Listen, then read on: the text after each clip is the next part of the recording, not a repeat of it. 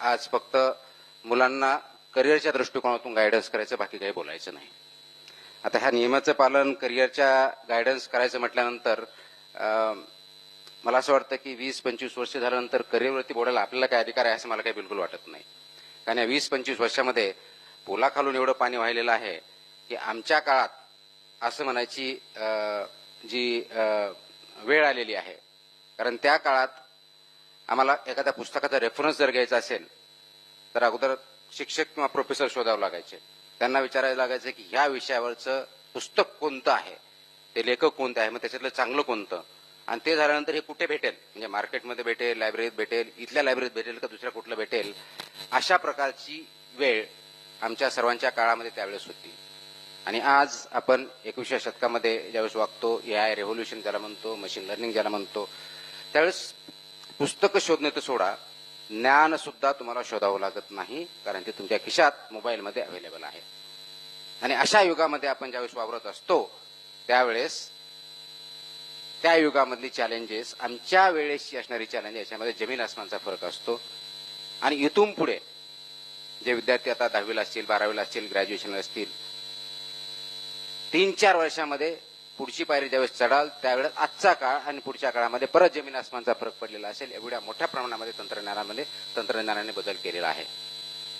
त्याचा अंगीकार आपल्याला करावा लागेल. आणि फक्त अंगीकार करून चालणार नाही, तर हे तंत्रज्ञान कोणत्या दिशेने चाललं आहे, त्याचा स्पीड किती आहे, आपण ज्यावेळेस ग्रॅज्युएट होऊ त्यावेळेस त्याची परिस्थिती काय असेल, समाजामधल्या गरजा काय असतील, इंडस्ट्रीची रिक्वायरमेंट काय असेल, कोणत्या प्रकारचे जॉब्स असतील, या सर्वांच्या गोष्टीचा आपल्याला विचार करणं गरजेचं आहे.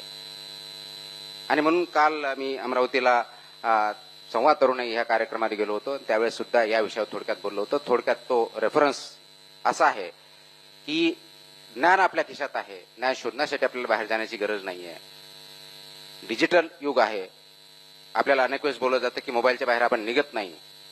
डिजिटल युगामध्ये आता मोबाईल सोडणं अशक्य आहे किंवा डिजिटल युगातून बाहेर येणं अशक्य आहे. कारण जी परिस्थिती आपल्यावरती आहे, सर्व गोष्टी जर त्याच्यात अवेलेबल असतील, इझिली अवेलेबल असतील, तर त्याचा वापर केलाच पाहिजे. प्रश्न मोबाईल वापरायचा किंवा नाही हा नाहीये. डिजिटल युगातून बाहेर पडायचं किंवा नाही हाही नाहीये. प्रश्न हा मोबाईलने आपल्याला वापरायचं की आपण मोबाईल वापरायचं हा आहे. आज गरज त्याच्यावरती आहे.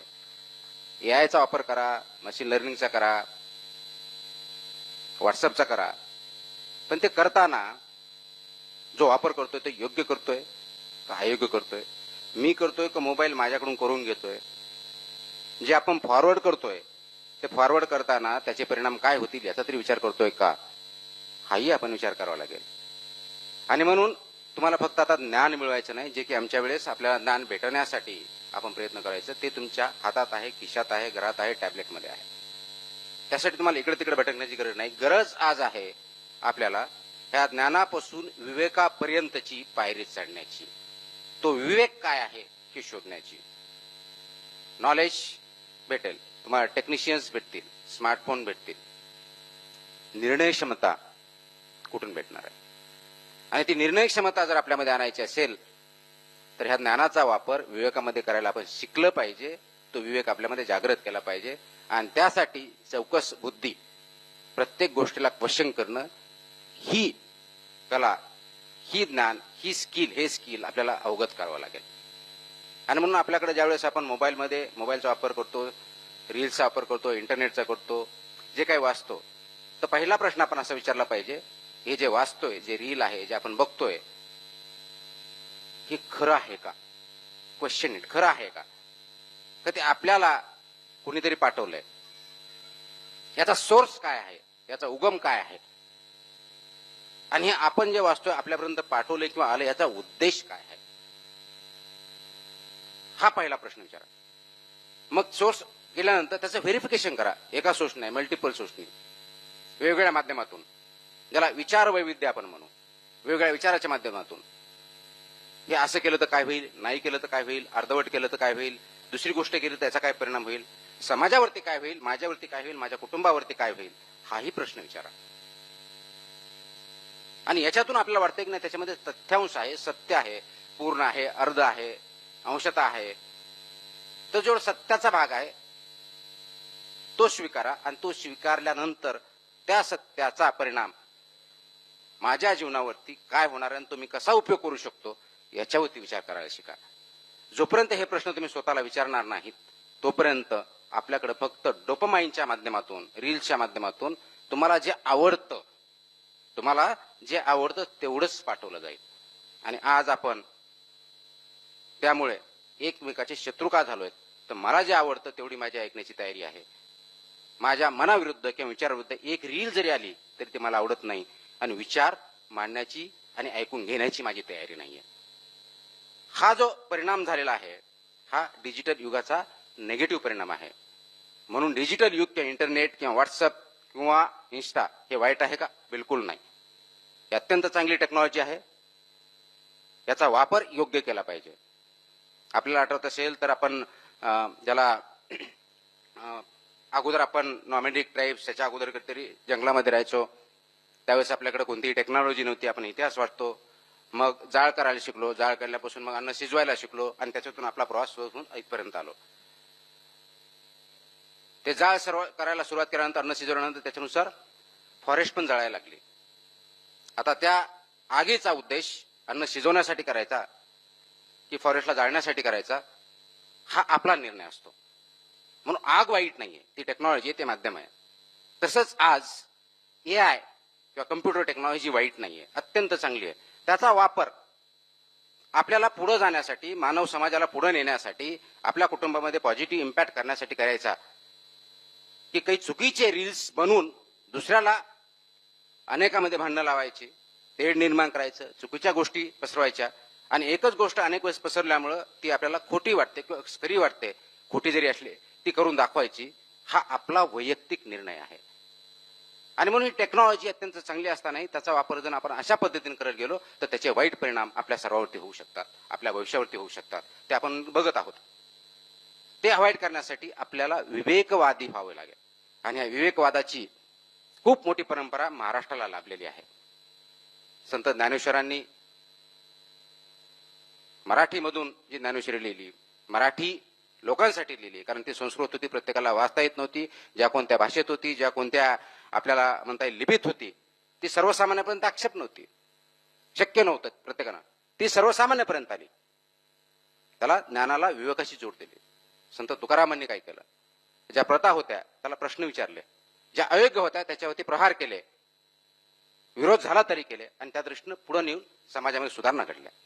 डॉक्टर बाबासाहेब आंबेडकरांनी काय केलं? त्यांचं आपण जर पुस्तक वाचलं, अनाहिलेशन कास्ट असेल, याच्यासारख्या खूप मोठ्या भारतासारख्या देशामध्ये कास्टवरती इतकं द्वंद्व होत असताना त्या काळात त्यांनी या कास्ट विषयीचे सर्व विचार त्या पुस्तकातून मांडले आणि ते अनाहिलेट कसं केलं पाहिजे, त्याचे अवगुण काय आहेत हे दाखवून दिलं. हे प्रत्येक समाजाच्या विरुद्ध केले. फुले असतील, महात्मा फुले यांनी, सावित्री फुले यांनी शिक्षणावरती भर देऊन आपल्या सर्वांना शिक्षण घेतले, त्याचे काय परिणाम होतील, न घेतलं तर काय परिणाम होते हे आपल्याला सांगितलं. आज तुमच्या समोरचं आपल्या समोरचे जे संकट आहे तर हे आर्टिफिशियल इंटेलिजन्सचं संकट नाही आहे. रादर ह्या आर्टिफिशियल इंटेलिजन्स मशीन लर्निंग असताना, डिजिटल टेक्नॉलॉजीचा यूज होत असताना याचा विवेकवादी वापर कसा करता येईल हे आपल्या समोरचं चॅलेंज आहे. आणि म्हणून विचार करणं हे सर्वात मोठं चॅलेंज झाले. कारण आज आपल्याला सगळ्या ठिकाणी खूप आवाज ऐकू येतो आणि त्या आवाजामध्ये आवाज मोठा कुणाचा एवढंच आपण बघतो. तो आवाज नसतो, तो गोंगाट असतो. आणि ज्यावेळेस आवाज गोंगाटामध्ये परिवर्तित होतो त्यावेळेस विचार पूर्णपणे दबून जातात.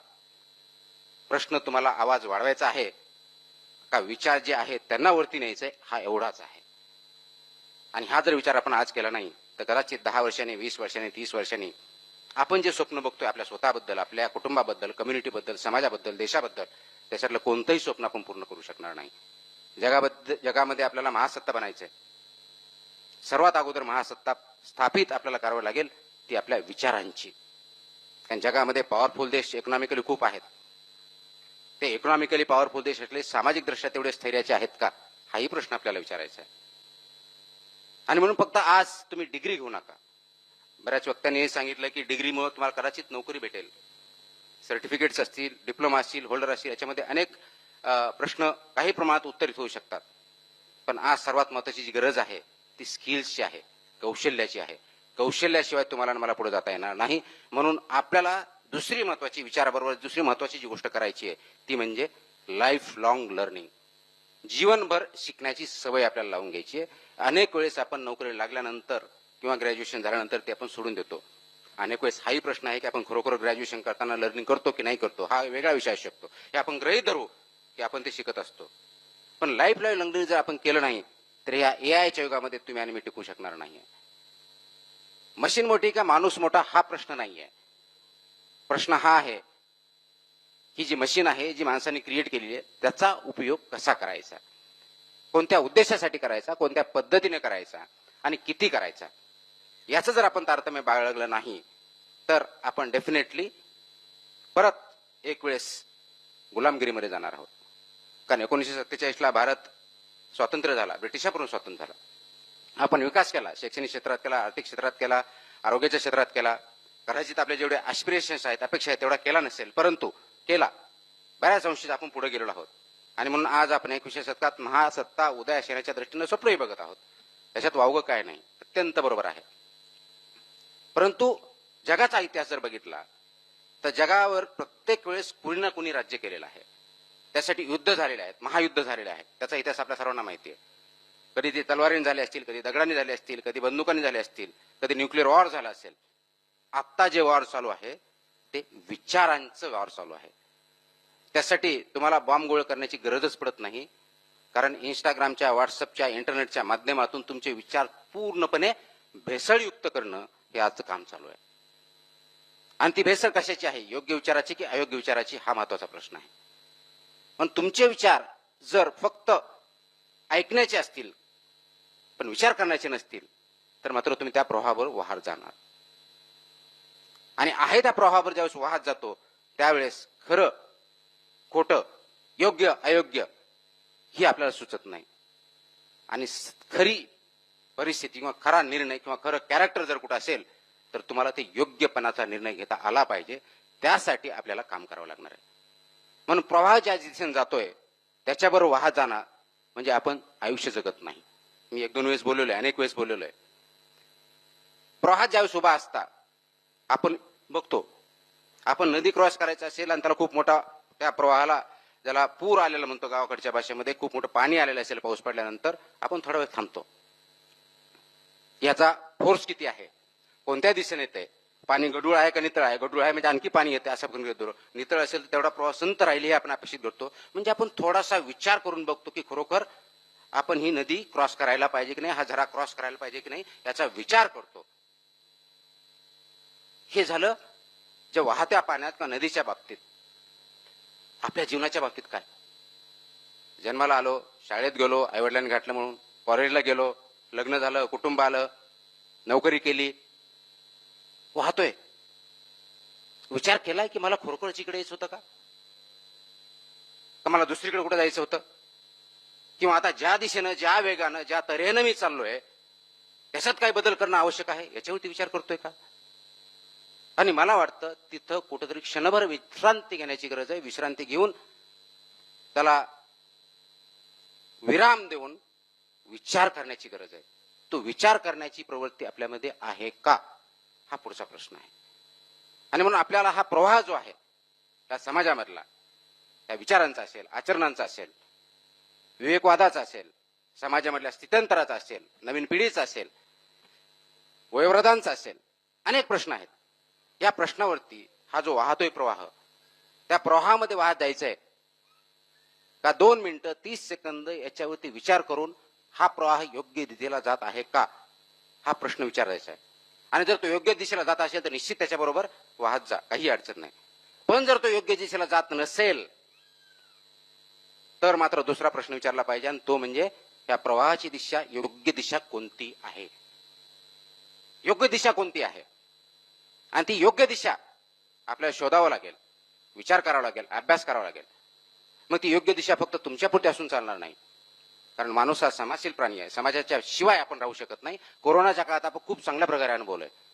कारण मला आठवतं नागपूरला मी तर त्यावेळेस पहिल्या फेजमध्ये कमिशनर होतो, लॉकडाऊन झालं होतं. ज्या ठिकाणी जे आहे तिथे तिथे थांबायचं, घराच्या बाहेर पडता येत नव्हतं, घरामध्येही 3 फूट 3.5 फूट 5 फूट डिस्टन्स राहून थांबायचं होतं. आणि त्यावेळेस एवढा क्रायसिस होता की आम्हाला भेटता येत नाही, किंवा अनफॉर्च्युनेटली आपल्यापैकी कुणाला कोरोना झाला असेल, पॉझिटिव्ह आला असेल, तर त्याला हॉस्पिटलमध्ये आपल्याला जाता येत नाही. जसे जसं खिडकीतून बघू शकत होतो, त्यावेळेस जी तडफड होती ती कशाची होती? ती याची होती की आपण एक सामाजिक प्राणी आहोत, आपण एकटे राहू शकत नाही, याचं आपल्याला त्याच्यातून द्योतक भेटलं. त्यावेळेस प्रचिती आली आणि आपल्याला ते रिअलाइज झालं की नाही, आपण माणूस आहोत, जनावर नाही आहेत. आपण सामाजिक आहे, समाजाशिवाय आपण राहू शकत नाही, हे आपल्या निदर्शनास आलं. म्हणून मग आज जो प्रवाह चाललाय, तो प्रवाह जर योग्य नसेल, तर योग्य प्रवाह तुम्ही जो निवडणार आहात विचार करून, तो फक्त तुमच्यापुरता तुम्हाला विचार करायचा नाही, समाजासाठी तो योग्य आहे का अयोग्य आहे याचाही विचार करावा लागणार आहे. आणि तो जर विचार केला नाही तर कदाचित तुमचा हा निर्णय योग्य असणार नाही. कारण समाजाशिवाय तुम्ही राहू शकत नाही. मी समाजाविरुद्ध राहू शकत नाही असं बोलत नाही, समाजाशिवाय राहू शकत नाही. समाजाविरुद्ध राहू शकता प्रोव्हाइडेड तुम्ही करेक्ट आहात. तुम्ही एकटे जरी असाल आणि समाजाच्या विरुद्ध पोहण्याची तुमची ताकद असेल, कशाच्या आधारे? योग्यतेच्या दिशेत. ताकद म्हणजे पॉवरफुल म्हणजे जास्त माझ्याकडे पैसे आहेत, माझ्याकडे फोर्स आहे, याद्वारे नव्हे. तुमचा विचार योग्य आहे, त्याच्यातून होणारी कृती योग्य आहे आणि समाजाची कृती चुकीची आहे, हे जर आपण कन्व्हिन्स झालो असेल, ते पुराव्यानिशी सिद्ध झालेला असेल आणि त्याच्यामधून तुम्ही जो मार्ग निवडला त्यामुळे समाजाचं भलं होणार असेल, तो स्टँड डेफिनेटली घ्या. आणि अशा विचाराबरोबर बाकीच्याही लोकांनी, बाकीच्याही व्यक्तींनी, बाकीच्याही नागरिकांनी बरोबर राहिलं पाहिजे. आज होतं उलटच आहे. झुंडशाहीमध्ये आपण वाहत चाललेलो आहे. जसा प्रवाह वाहतो त्याच्यावर जे ओंडके वाहतात, त्या ओंडक्याप्रमाणे आपलं जीवन झालेलं आहे. आणि म्हणून विचार करणारा व्यक्ती तिथं 2 मिनिटं जर त्या प्रवाहाला योग्य की अयोग्य विचारात थांबला तरी त्याला मूर्ख समजलं जातं, त्याला अयोग्य ठरवलं जातं. आणि हाच प्रॉब्लेम झालेला आहे. विचार करणं हे चूक नाहीये, विचार शून्यता हा प्रॉब्लेम आहे. म्हणून आपल्याला आज जी विचार शून्यता कदाचित आपल्यात आली असेल, नवीन पिढीमध्ये आलेली असेल, ती विचार शून्यता घातक आहे. आणि हे फक्त मी बोलत नाही, याच्यामध्ये खूप मोठ्या प्रमाणात हाना अरंड नावाची जे फिलॉसॉफर्स आहेत त्यांनी जर्मनीतून नंतर अमेरिकेत गेल्या, त्यांनी याच्यावरती रिसर्च केला आणि त्यांचं एक वाक्य आहे, त्यांनी ते असं म्हणतात की विचार शून्यता म्हणजे जगामध्ये सर्वात एव्हिल कोण असतं तो लोक नसतात, विचार शून्यता सर्वात घातक आहे. ती कशी? मी आहे, मी समजा हिटलर आहे, हिटलरच्या बाबतीत त्यांनी उदाहरण दिलेलं आहे आणि त्यांनी सांगितलं हे अधिकार आहेत अशा प्रकारच्या लोकांना मारायचं. त्यांनी कोणताही विचार न करता, ऑर्डर होती, नियम होता, कारण तो राजा होता, रुलर होता, त्यांनी जे सांगितलं ते आपण लोकांना मारलं. नियमानुसार तो बरोबर होता, नियतीनुसार अयोग्य होता, समाजानुसार अयोग्य होता. ही विचारशून्यता कोणाची? त्या व्यक्तीची, ज्यांनी केलं, ज्यांनी सांगितलं त्याची तर विचारशून्यता आहेच आहे, पण ज्यांनी केलं हे कर्तृत्व सो कॉल्ड, हे कर्तव्य सो कॉल्ड नियमानुसार, त्याची सुद्धा विचारशून्यता आहे. आणि म्हणून जर्मनीत एवढं मोठं संकट आलं, समाजावरती, देशावरती, जगामध्ये एवढं मोठं संकट आलं. तशीच विचारशून्यता जर आपल्यात असेल तर पुढचा समाज त्याप्रमाणे घडेल. आणि तो जर घडून द्यायचा नसेल तर हे विचारशून्यतेतून बाहेर येऊन विचार करण्याची सवय आपल्याला लावावं लागेल. आणि विचार केल्यानंतर योग्य मार्ग निवडून त्याच्यावरती काम करावं लागेल. फक्त विचार करून थांबावं लागेल, नाही हा मार्ग योग्य नाहीये मग मी इथंच थांबतो, असंही चालणार नाही. आपल्याला योग्य मार्ग निवडावा लागेल, त्याच्यासाठी आवश्यक ते काम करावं लागेल, रिसर्च करावं लागेल, कोलॅबोरेशन करावं लागेल, गरज पडली तर संघर्ष करावा लागेल, पण योग्य मार्गाची निवड करावी लागेल. आणि योग्य मार्ग निवडल्यानंतर मार्गक्रम करताना ते एकट्याच्याने होणार नाही, दोघांनी होणार नाही. जसं उन्मेषने सांगितलं, आपल्याला कम्युनिटी और कोलॅबोरेशन एकत्र जावं लागेल. हे आपण करायला शिकलो तर मला वाटतं फक्त पृथ्वीवरच नव्हे तर आपले जेवढे काही जगामध्ये कॉन्स्टलेशन्स असतील, जगामध्ये आपण जे चंद्रावरती मोहिमा काढल्या त्या सर्वावरती भारत राज्य केल्याशिवाय राहू शकणार नाही. पण ते करण्यासाठी सुरुवात ही विचार शून्यतेतून विचारापर्यंत आणावं लागेल आणि विचारातून कृतीबंध आणावं लागेल. आणि जी सर्वात मोठी जबाबदारी ह्या नवीन जनरेशनवरती आहे, यंग वरती आहे. आता हा यंग कोण, नवीन जनरेशन कोण? तर जो ऍक्टिव्ह तो यंग, जो इनऍक्टिव्ह त्याचं वय किती असू द्या, बायोलॉजिकल एज, थॉट प्रोफेशन तो 0 आहे. आपल्याला ऍक्टिव्ह राहावं लागेल विचारासाठी, कृतीसाठी. आणि प्रत्येक वेळेस, प्रत्येक बाबतीत दुसरीकडे बोट दाखवणे ही जी सवय ती बंद करावी लागेल. कारण आपल्याला नेहमी असते, मी नेहमी म्हणतो NIMBY syndrome, not in my backyard, किंवा मराठीत आपण नेहमी म्हणतो, शिवाजी जन्माव दुसऱ्याच्या घरात. आणि आम्ही घरातली घाण काढून रस्त्यावर टाकणार आणि ब्लेम करणार महानगरपालिकेला. घरातली घाण समाजात टाकली आणि आजार आला म्हणून तुम्ही आजारी पडणार नाही. कोविड तुमच्या एकट्यामुळे आला नव्हता. कुठं जरी आला तो सर्वांना सारखाच पडतो, त्याच्याकडे कितीही पैसे असू द्या. त्याच्यामुळं सामाजिक प्रश्न, ज्याला ग्लोबल कॉमन्स म्हणतो, हे जे विषय आहेत हे सर्व समाजासाठी आवश्यक असलेले आहे.